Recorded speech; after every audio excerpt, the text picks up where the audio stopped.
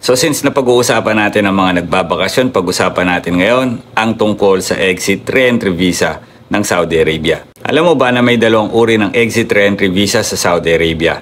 Pag-usapan natin. Una ang tinatawag na single exit re-entry visa. Pag sinabing single, isang beses na pwedeng pumasok sa Saudi Arabia until the validity ng kanilang mga exit re-entry visa.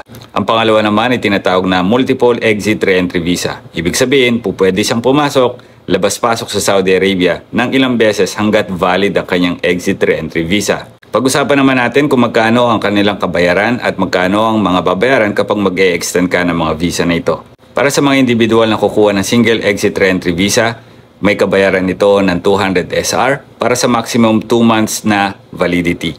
Kapag na-expire ang 2 months, gusto mo mag-extend, magbabayad ka ng 100 SR. Tandaan po sana natin na ang isang buwan ay counted hanggang 30 days lamang. So kung 2 months ito, mula